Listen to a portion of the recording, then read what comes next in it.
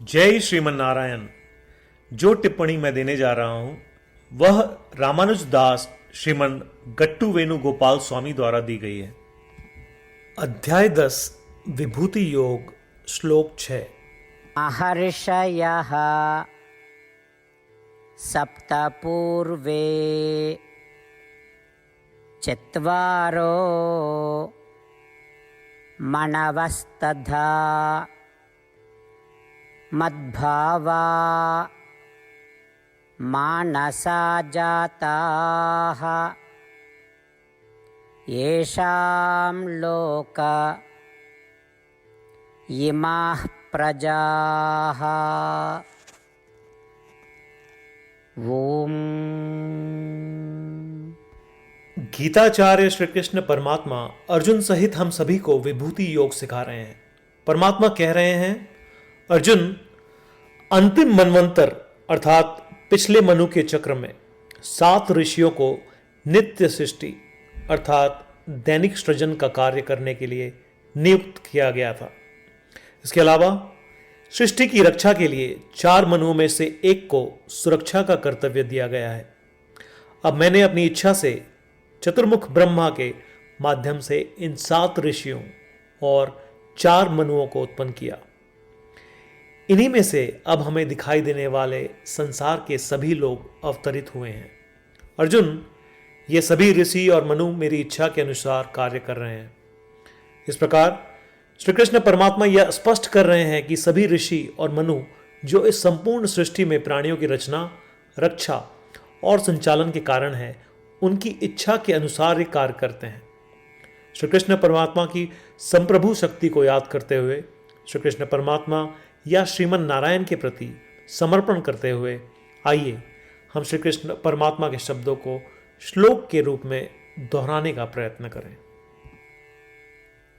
महर्षयः सप्त पूर्वे चत्वारो मनवस्तथा मद्भावा मानसा जाताः येषां लोक इमाः प्रजाः।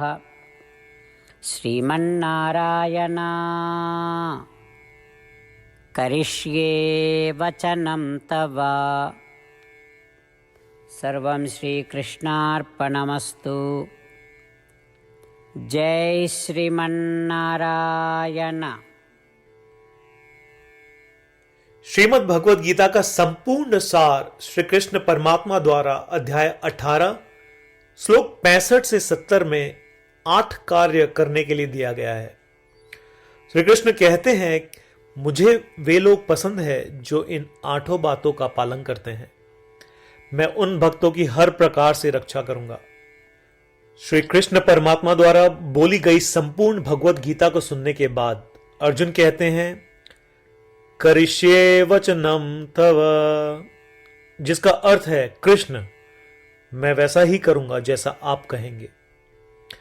यही कारण है कि श्री कृष्ण ने अर्जुन को सभी प्रकार की सफलताएं और जीत प्रदान की है।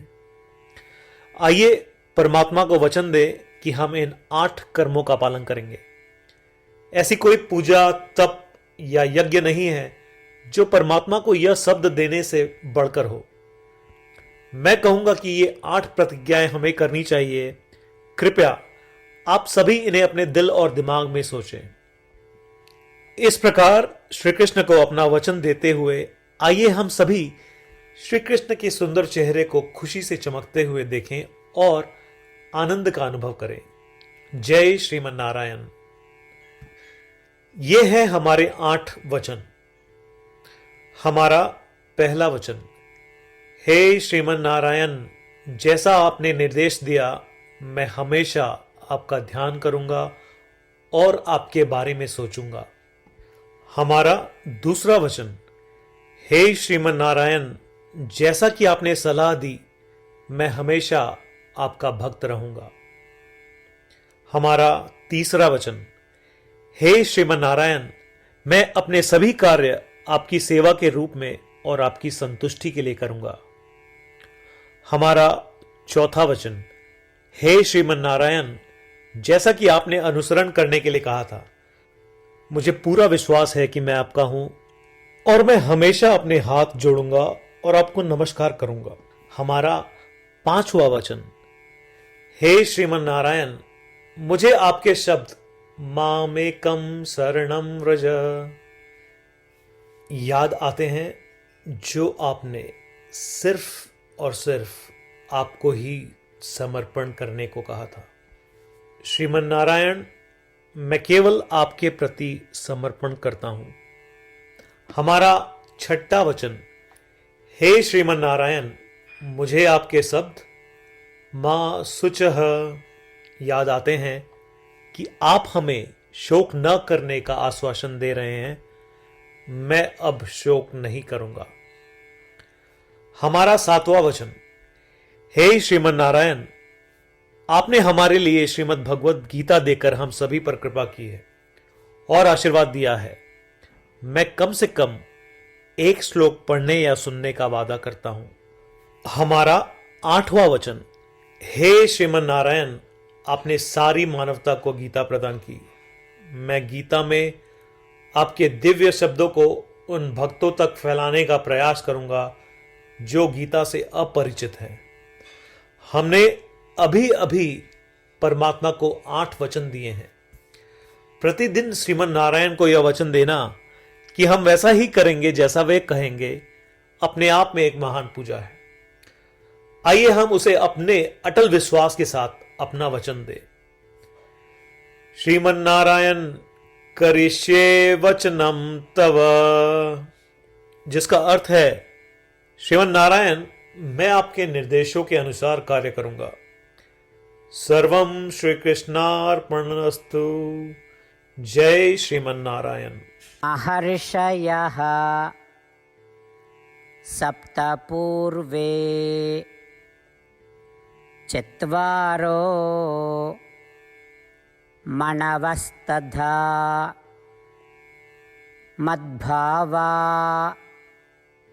मानसा जाताः येषां लोक इमाः प्रजाः। ॐ